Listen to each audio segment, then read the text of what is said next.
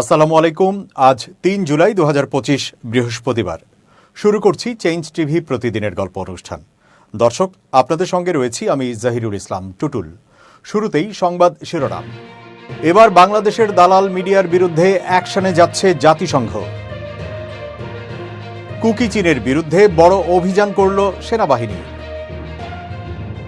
Israel ও যুক্তরাষ্ট্রকে ইরানের সেনাপ্রধানের হুঁশিয়ারি। এবার বিস্তারিত। বাংলাদেশের গণমাধ্যমগুলো এবং সামাজিক যোগাযোগ মাধ্যমে ক্রমাগত প্রকাশিত ভুয়া খবর প্রতিরোধে এবার কাজ শুরু করেছে জাতিসংঘ। গত ১৬ বছরে মিডিয়ার দালালি এবং নিরপেক্ষতা হানির কারণে কিভাবে ফ্যাসিবাদ মাথাচাড়া দিয়ে উঠেছিল সেই বিষয়ে পূর্ণাঙ্গ চিত্র থাকবে জাতিসংঘের উক্ত প্রতিবেদনে। এর বাইরে দেশের বাইরে থেকে যারা বাংলাদেশ বিরোধী চক্রান্তে জড়িত এবং ফ্যাসিবাদকে পৃষ্ঠপোষকতা করছেন তাদের বিষয়েও বিস্তারিত তথ্য থাকবে প্রতিবেদনে। জাতিসংঘকে বিভ্রান্তিকর তথ্যের বিরুদ্ধে লড়াই করার জন্য একটি কার্যকর ব্যবস্থা তৈরি করতে এবং নৈতিক মান বজায় রেখে গণমাধ্যমকে সমর্থন করার আহ্বান জানিয়েছেন প্রধান উপদেষ্টা অধ্যাপক মোহাম্মদ ইউনূস। বুধবার রাষ্ট্রীয় অতিথি ভবন যমুনায় একটি প্রতিনিধি দলের সঙ্গে সাক্ষাৎকালে তিনি একথা বলেন। প্রতিনিধি দলে ছিলেন ইউনেস্কোর কার্যালয় প্রধান ও ইউনেস্কোর প্রতিনিধি সুসান ভাইজ এবং ইউনেস্কোর সাংবাদিকদের স্বাধীনতা ও নিরাপত্তা বিভাগের সিনিয়র প্রকল্প কর্মকর্তা মেহেদি বেনচেলাহ। ইউএনডিপি এবং ইউনেস্কোর যৌথভাবে প্রস্তুত করা বাংলাদেশের গণমাধ্যমের অবস্থার একটি মূল্যায়ন, মুক্ত, স্বাধীন ও বহুমাত্রিক গণমাধ্যমের উপর গুরুত্বারোপ শীর্ষক একটি প্রতিবেদন প্রকাশের আগে ইউনেস্কোর কর্মকর্তারা প্রধান উপদেষ্টার সাথে দেখা করেন। প্রধান উপদেষ্টা বলেন, আমরা সত্যিই প্রতিবেদনটির জন্য অধীর আগ্রহে অপেক্ষা করছি। তিনি বলেন, আমাদের প্রধান সমস্যা হলো বিভ্রান্তিকর তথ্য, ভুয়া খবর। এই বিভ্রান্তিকর তথ্যের কিছু অংশ বাইরে বসবাসকারী লোকেরা ছড়িয়ে দেয়। এর সাথে কিছু স্থানীয় মানুষ জড়িত। এটি একটি ক্রমাগত তথ্য বোমা। ডিজিটাল প্ল্যাটফর্মের পাশাপাশি নিয়মিত গণমাধ্যমও অনেক বিভ্রান্তিকর উৎস উল্লেখ করে প্রধান উপদেষ্টা এর বিরুদ্ধে লড়াইয়ে জাতিসংঘের ভূমিকা কামনা করেন। বলেন, আপনারা শুধু সরকারের সাথে কথা বলবেন না, গণমাধ্যমের সাথেও কথা বলেন। স্বাধীন নিয়ন্ত্রণ ব্যবস্থার প্রয়োজনীয়তার কথা উল্লেখ করে তিনি বলেন, যদি কোনো গণমাধ্যম বিভ্রান্তিকর তথ্য ছড়িয়ে দিতে থাকে তাহলে সেই গণমাধ্যমকে মনে করিয়ে দেওয়া উচিত যে এটি বিশ্বাসযোগ্য নয়। তিনি বলেন, আপনারা জাতিসংঘ, আপনার কথা খুবই গুরুত্বপূর্ণ, আপনাদের সমর্থন আমাদের প্রয়োজন।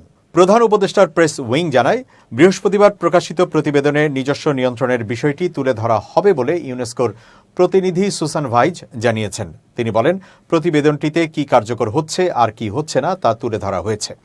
এটি মূল্যায়নে আন্তর্জাতিক মানের সাথে সামঞ্জস্যপূর্ণ গুরুত্বপূর্ণ সুপারিশ রয়েছে। এই মানের সাথে অনুশীলনগুলোকে আরও ভালোভাবে মানিয়ে নিতে কর্মকর্তা, আইন প্রয়োগকারী সংস্থার সদস্য এবং বিচার বিভাগের সদস্যদের প্রশিক্ষণের প্রয়োজন হবে।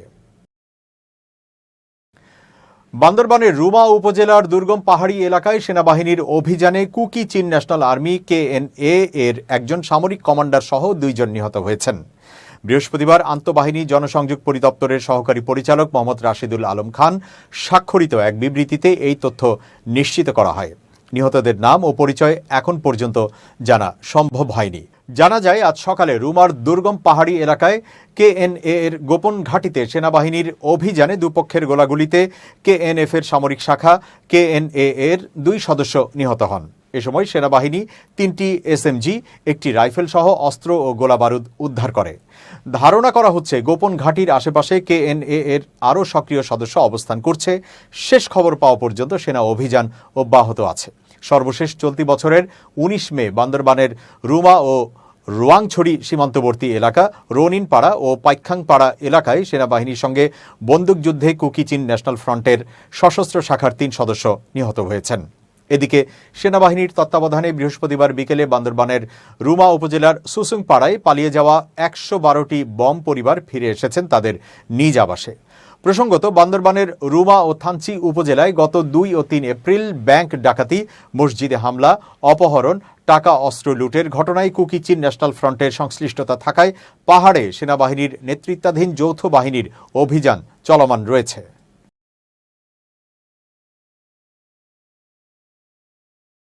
আগামী জাতীয় সংসদ নির্বাচন নিয়ে ফের ধোঁয়াশা তৈরি হয়েছে। ভোটের সময় ও পদ্ধতি নিয়ে রাজনৈতিক দলগুলোর মধ্যে মতবিরোধ বাড়ছে। সরকারের পক্ষ থেকে স্পষ্ট নির্দেশনা না আসায় নির্বাচন নিয়ে সংশয়ে পড়েছে বিএনপি সহ বেশ কয়েকটি দল। বগুড়া, রাজশাহী, চট্টগ্রাম, খুলনা ও বরিশালের তৃণমূল বিএনপির নেতারা মনে করছেন সরকার ইচ্ছাকৃতভাবে ধোঁয়াশা তৈরি করছে। লন্ডন বৈঠকের পর 3 সপ্তাহ পার হলেও নির্বাচন কমিশনকে সময়সূচি বা পরিকল্পনা নিয়ে কোনো বার্তা দেওয়া হয়নি বলে অভিযোগ তাদের। প্রধান নির্বাচন কমিশনার এএমএম নাসির উদ্দিন জানিয়েছেন, প্রধান উপদেষ্টার সঙ্গে তার সাক্ষাতে নির্বাচনের সময় নিয়ে আলোচনা হয়নি। কমিশন ফেব্রুয়ারি থেকে এপ্রিলের মধ্যে ভোট অনুষ্ঠানের প্রস্তুতি নিচ্ছে। এই অবস্থাকে অস্পষ্ট ও দ্বিধান্বিত বলে অভিহিত করেছেন বিএনপি ও গণতন্ত্র মঞ্চের নেতারা। তাদের আশঙ্কা, সরকার নির্বাচন পিছিয়ে দেওয়ার সুযোগ খুঁজছে। এদিকে নির্বাচন পদ্ধতি নিয়েও রাজনৈতিক অঙ্গনে চরম বিভক্তি দেখা দিয়েছে। বিএনপি ও মিত্ররা সরাসরি ভোটে সংসদ সদস্য নির্বাচনের পক্ষে, বিপরীতে জামায়াত, ইসলামী আন্দোলন, খেলাফত মজলিস ও গণ অধিকার পরিষদ সহ কয়েকটি ইসলামপন্থী দল চায় আনুপাতিক প্রতিনিধিত্বমূলক বা পিআর ব্যবস্থা। এই দাবিতে তারা জোটবদ্ধ অবস্থান তৈরির চেষ্টা করছে। জামায়াতের আমির ডাক্তার শফিকুর রহমান জানিয়েছেন, এবারের নির্বাচনেই পিআর পদ্ধতি চালুর দাবি তাদের। ইসলামী আন্দোলনের একটি সমাবেশে এই দাবির পক্ষে প্রচারণা চালানো হয়, যেখানে বিএনপি সহ পিআর বিরোধীরা আমন্ত্রিত ছিলেন না। বিএনপি জানিয়েছে তারা পিআর পদ্ধতিকে কোনোভাবেই মেনে নেবে না। দলটির মতে এই পদ্ধতি বাংলাদেশের বাস্তবতায় কার্যকর নয় এবং বাস্তবায়ন সময় সাপেক্ষ। জাতীয় ঐক্যমত্য কমিশনের সহ সভাপতি অধ্যাপক আলী রিয়াজ জানান, সংসদের নিম্নকক্ষে সরাসরি ভোট এবং উচ্চকক্ষে পিআর পদ্ধতির প্রস্তাব করা হয়েছে। তবে বিএনপি উচ্চকক্ষেও পিআর চায় না, বরং নিম্নকক্ষের আসন সংখ্যার ভিত্তিতে দলগুলোকে উচ্চকক্ষে প্রতিনিধিত্ব দেওয়ার পক্ষে। অন্যদিকে জামাত সহ ছোট দলগুলো বলছে, পিআর পদ্ধতিতে প্রত্যেকটি ভোটের মূল্য থাকে এবং ছোট দলগুলোর জন্য সংসদে প্রতিনিধিত্ব নিশ্চিত হয়। এমনকি 1% ভোট পেলেও সংসদে জায়গা পাওয়ার সুযোগ তৈরি হয়। একাধিক উপদেষ্টা জানিয়েছেন, নির্বাচন প্রলম্বিত করার কোনো পরিকল্পনা নেই। তবে পদ্ধতি ও সময়সূচি নিয়ে অন্তর্বর্তী সরকারের পক্ষ থেকে এখনও আনুষ্ঠানিক কোনো অবস্থান আসেনি। এতে রাজনৈতিক দলগুলো সরকারের সমন্বয়হীনতা ও সিদ্ধান্তহীনতা নিয়ে প্রশ্ন তুলছে। বিএনপির ভারপ্রাপ্ত চেয়ারম্যান তারেক রহমান তার দেশে ফেরার বিষয়ে দীর্ঘ প্রতীক্ষায় থাকা দলীয় নেতাকর্মী ও জনসাধারণকে সরাসরি আসার আলো দেখালেন। পটুয়াখালী জেলা বিএনপির সম্মেলনে ভার্চুয়ালি যুক্ত হয়ে তিনি স্পষ্ট করলেন, ফিরছেন খুব শিগগিরই। বুধবার আয়োজিত এই ভার্চুয়াল সম্মেলনে তারেক রহমান আশা প্রকাশ করে জানান, খুব শিগগিরই দেশে ফিরছেন। তারেক রহমানের এই বার্তায় দলীয় নেতাকর্মীদের মধ্যে নতুন করে উৎসাহ ও উদ্দীপনার সঞ্চার হয়েছে। এ সময় দলের শৃঙ্খলা বজায় রাখতে নেতাকর্মীদের সতর্ক করে দিয়ে বলেন, কোনো ব্যক্তির অপকর্মের দায় গোটা দলের ওপর পড়া উচিত নয়। এমন কিছু করা যাবে না যাতে দলের ভাবমূর্তি ক্ষুণ্ণ হয়। জনগণের সঙ্গে সম্পর্ক অটুট রাখা এবং তাদের আশা আকাঙ্ক্ষা অনুসরণ করাই হবে বিএনপির মূল দায়িত্ব।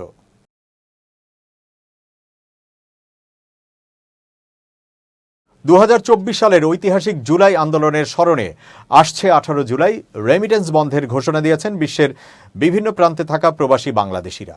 সরকার বিরোধী ছাত্র আন্দোলনে দমন পীড়ন ও ওই দিন রাতে দেশে ইন্টারনেট বন্ধ রেখে কথিত গণহত্যার প্রতিবাদেই এই সিদ্ধান্ত নেওয়া হয়েছে বলে জানিয়েছেন প্রবাসীরা। সামাজিক যোগাযোগ মাধ্যমে ছড়িয়ে পড়া এক ভিডিও বার্তা পোস্ট করতে দেখা যায় প্রধান উপদেষ্টার প্রেস সচিব শফিকুল আলমকেও। উল্লেখ্য, বৈষম্য বিরোধী আন্দোলনে সরকারের কঠোর দমন পীড়নের প্রতিবাদে মধ্যপ্রাচ্য, ইউরোপ ও আমেরিকায় প্রবাসীরা একাধিক সমাবেশ, মানববন্ধন ও বিক্ষোভ করেছেন। সংযুক্ত আরব আমিরাতে আন্দোলনে সংহতি জানানোয় 57 জন বাংলাদেশিকে বিভিন্ন মেয়াদে কারাদণ্ড দেওয়া হয়। এই ঘটনায় ব্যাপক ক্ষোভের সৃষ্টি হয় প্রবাসী সমাজে। এই প্রেক্ষাপটে বৈধ পথে রেমিটেন্স প্রেরণে স্থবিরতা দেখা দেয়। গণমাধ্যম সূত্রে জানা যায়, 2024 সালের 24 জুলাই পর্যন্ত দেশে রেমিটেন্স এসেছে মাত্র $150 কোটি, যেখানে মাসের প্রথম 13 দিনে এসেছিল প্রায় 98 কোটি এবং বাকি 11 দিনে মাত্র $52 কোটি। এর ফলে বৈদেশিক মুদ্রার রিজার্ভেও নেতিবাচক প্রভাব পড়ে। তবে ছাত্র গণ অভ্যুত্থান সফল হওয়ার পর দেশে অন্তর্বর্তীকালীন সরকার গঠিত হলে নতুন সরকারের প্রতি আস্থা রেখে প্রবাসীরা পুনরায় বৈধ পথে রেমিটেন্স পাঠাতে শুরু করেন। শুরু হয় সচেতনতামূলক প্রচারণাও। এতে আবারও রেমিটেন্স প্রবাহ বাড়তে থাকে। অর্থনীতিবিদদের মতে, দেশের আর্থসামাজিক উন্নয়নে রেমিটেন্স একটি অপরিহার্য চালিকা শক্তি। প্রবাসীদের পাঠানো অর্থ দেশের অর্থনীতির ভিত্তিকে যেমন মজবুত করে, তেমনি বৈদেশিক মুদ্রার রিজার্ভকে করে সমৃদ্ধ। এই প্রেক্ষাপটে 18 জুলাইয়ের রেমিটেন্স বন্ধ কর্মসূচিকে সরকার ও অর্থনীতিবিদরা গভীর নজরদারিতে রাখছেন। এবার ইরান প্রসঙ্গ। ইসরায়েল ও যুক্তরাষ্ট্রের বিরুদ্ধে হুঁশিয়ারি দিয়েছেন ইরানের সশস্ত্র বাহিনীর chief of staff major general Abdur Rahim Musavi. তিনি বলেছেন, যদি শত্রুরা ইরানের বিরুদ্ধে আবার কোনো আগ্রাসী পদক্ষেপ নেয় তাহলে তাদেরকে আরও বিধ্বংসী প্রতিক্রিয়া মোকাবেলা করতে হবে। এই খবর দিয়েছেন অনলাইন ইরান।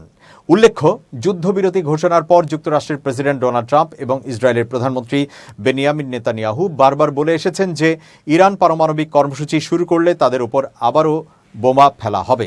এই হুমকির কড়া জবাব দিয়ে ওই মন্তব্য করেন আব্দুর রহিম মুসাভি। বুধবার ইসরায়েল আরোপিত 12 দিনের যুদ্ধে শহীদদের স্মরণে আয়োজিত এক অনুষ্ঠানে সাংবাদিকদের সঙ্গে আলাপকালে এই হুঁশিয়ারি দেন তিনি। মুসাভি বলেন, শত্রুরা যদি আবার কোনো নিষ্ঠুর বা অবৈধ কাজ করে তাহলে আমাদের জবাব এর চেয়েও ভয়ঙ্কর হবে। তিনি বলেন, ইরানের প্রতিক্রিয়া হবে সরাসরি, দৃঢ় ও নির্দিষ্ট এবং আগ্রাসনকারীদের অনুশোচনায় পড়তে হবে। তিনি ইসরায়েলের সাম্প্রতিক হামলাকে উস্কানিমূলক আগ্রাসন আখ্যা দেন এবং বলেন, 13 জুন ইসরায়েল সেনা ও পরমাণু বিজ্ঞানীদের হত্যার উদ্দেশ্যে টার্গেটেড হামলা চালায়। এর ফলে শতাধিক সাধারণ নাগরিক নিহত হন। পরে 22 জুন যুক্তরাষ্ট্র ইরানের 3টি গুরুত্বপূর্ণ পারমাণবিক স্থাপনায় বোমা হামলা চালিয়ে সরাসরি যুদ্ধে যুক্ত হয়। এর প্রতিক্রিয়ায় ইসরায়েল অধিকৃত ভূখণ্ডে ড্রোন ও ব্যালিস্টিক মিসাইল নিক্ষেপ করে বড় ধরনের ক্ষয়ক্ষতি ঘটায় ইরান। একই সঙ্গে ইরান কাতারে অবস্থিত যুক্তরাষ্ট্রের একটি বড় বিমান ঘাঁটিতে মিসাইল হামলা চালায়। এই পাল্টা প্রতিক্রিয়ার কয়েক ঘণ্টা পর 24 জুন যুদ্ধবিরতি কার্যকর হয়। মুসাভি বলেন, ইরানের সাম্প্রতিক বিজয় মহান নেতা আয়াতুল্লাহ সৈয়দ আলী খামেনির দিক নির্দেশনা, ইরানি জনগণের দৃঢ়তা এবং সশস্ত্র বাহিনীর শক্তির ফল। এই মন্তব্যের 4 দিন আগে তেহরানের গ্র্যান্ড মাসাল্লা মসজিদে রাষ্ট্রীয় মর্যাদায় সামরিক ও পরমাণু বিজ্ঞানী শহীদদের জানাজা অনুষ্ঠিত হয়। সেখানে প্রেসিডেন্ট মাসুদ পেজিশকিয়ান ও অন্য উচ্চ পর্যায়ের সামরিক ও বেসামরিক কর্মকর্তারা উপস্থিত ছিলেন। এবার খুব জরুরি 1 মিনিট জানাচ্ছেন ইউনেস্কো ক্লাব পুরস্কার বিজয়ী সাংবাদিক আমিরুল মোমিনিন মালিক। খুব জরুরি 1 মিনিটে প্রত্যেককে আমন্ত্রণ। প্রিয় বন্ধুরা, সর্বশক্তিমান সবচেয়ে অপছন্দ করেন বান্দার অকৃতজ্ঞতাকে। আপনাকে নিয়ামতে ভরপুর একটি জীবন দেবার পরও আপনি যখন অকৃতজ্ঞতা প্রদর্শন করেন তখন এটাকে কখনোই গ্রহণযোগ্য হিসেবে দেখেন না সর্বশক্তিমান। ঠিক একইভাবে বলা যায়, আপনার সঙ্গে কেউ বিশ্বাসঘাতকতা করেছে তাকে দ্বিতীয়বার কখনোই আপনি সুযোগ দেবেন না। কারণ যাদের মনের মধ্যে বিশ্বাসঘাতকতার প্রবণতা থাকে সেই প্রবণতা যে কোনো সময় আবার জিইয়ে উঠতে পারে, মানে সক্রিয় হতে পারে। সুতরাং একবার বিশ্বাসঘাতকতা করেছে মানে তাকে আজীবন দূরে সরিয়ে দিন বা তার থেকে দূরে থাকুন। পুনরায় তার সঙ্গে সম্পর্ক স্থাপন করতে যাবেন না। এরকম পরামর্শ কিন্তু বহু মনীষী এই পৃথিবীতে দিয়ে গেছেন। কিন্তু দুঃখ হচ্ছে আমরা একই ভুল বারবার করি। ভালো থাকবেন, শুভেচ্ছা নিরন্তর। দর্শক, এবার দেশের বাইরের খবর। বিশ্বজুড়ে বড় আকারের কর্মী ছাঁটাইয়ের অংশ হিসেবে মাইক্রোসফট সম্প্রতি ঘোষণা দিয়েছে তারা তাদের মোট কর্মী বলের প্রায় 4% হ্রাস করতে যাচ্ছে। এই সিদ্ধান্তের ফলে প্রায় 9,000 কর্মী তাদের চাকরি হারাতে পারেন। প্রতিষ্ঠানটি জানিয়েছে, কৃত্রিম বুদ্ধিমত্তা বা এআই প্রযুক্তিকে কার্যকরভাবে কাজে লাগানো এবং সংগঠনকে আরও দক্ষ ও খরচ সাশ্রয়ী করার লক্ষ্যে এই পদক্ষেপ নেওয়া হয়েছে। মাইক্রোসফটের মুখপাত্র এক বিবৃতিতে বলেন, বাজার পরিস্থিতির পরিবর্তনের সঙ্গে তাল মিলিয়ে আমাদের কোম্পানি ও টিমগুলোকে সর্বোচ্চ প্রস্তুত রাখতে প্রয়োজনীয় সাংগঠনিক পরিবর্তন আনা হচ্ছে। জানা যায়, কোম্পানির 2024 সালের হিসাব অনুযায়ী বৈশ্বিক কর্মী সংখ্যা ছিল প্রায় 2,28,000, যার ভিত্তিতে এই ছাঁটাই করা হচ্ছে। এর আগেও চলতি বছরের মে মাসে মাইক্রোসফট প্রায় 6,000 কর্মী ছাঁটাই করেছিল। এবারও ছাঁটাইয়ের মূল লক্ষ্য হিসেবে দেখানো হয়েছে ব্যবস্থাপনার স্তর হ্রাস এবং এআই প্রযুক্তিকে পণ্যে অন্তর্ভুক্ত করার পরিকল্পনা বাস্তবায়ন। প্রতিষ্ঠানটি জানায়, তারা এমন কর্মপরিবেশ তৈরি করতে চায় যেখানে কর্মীরা এআই প্রযুক্তির সহায়তায় আরও সৃজনশীল ও অর্থবহ কাজের সুযোগ পাবেন। মাইক্রোসফটের বিবৃতিতে বলা হয়, আমরা সবসময় আমাদের ব্যবসার কৌশলগত প্রয়োজন অনুযায়ী কর্মী বিন্যাসে পরিবর্তন এনেছি, এমনকি ভালো সময়েও। বিশ্লেষকরা বলছেন, চ্যাট জিপিটি এবং অন্যান্য জেনারেটিভ এআই প্রযুক্তির আবির্ভাবের পর থেকেই মাইক্রোসফট দ্রুততার সঙ্গে এআই খাতে বিনিয়োগ বাড়িয়েছে। প্রতিষ্ঠানটি ওপেন এআই এর সঙ্গে অংশীদারিত্বের মাধ্যমে বহু পণ্যে এআই সংযুক্ত করেছে, যার জন্য প্রচুর অবকাঠামোগত ব্যয় হয়েছে। এই ব্যয় সামাল দিতে এবং ভবিষ্যতের দিকে লক্ষ্য রেখে প্রতিষ্ঠানটি কর্মী সংখ্যা কমিয়ে ব্যয় নিয়ন্ত্রণে রাখার কৌশল নিয়েছে। প্রতিষ্ঠানটি জানায়, ছাঁটাইকৃত কর্মীদের জন্য সেভারেন্স প্যাকেজ, স্বাস্থ্য বীমা সুবিধা ও নতুন কর্মসংস্থানের জন্য পরামর্শ প্রদান সহ প্রয়োজনীয় সহায়তা নিশ্চিত করা হবে। প্রযুক্তি বিশ্লেষকরা মনে করছেন, মাইক্রোসফটের এই সিদ্ধান্ত কেবল এককভাবে তাদের নিজেদের জন্য নয়, বরং এটি বিশ্ব প্রযুক্তি খাতে চলমান বড় পরিবর্তনেরই একটি অংশ। এআই, অটোমেশন এবং খরচ নিয়ন্ত্রণ, এই 3টি মূল উদ্দেশ্য সামনে রেখে আজকের প্রযুক্তি জগৎ পুনর্গঠনের পথে হাঁটছে।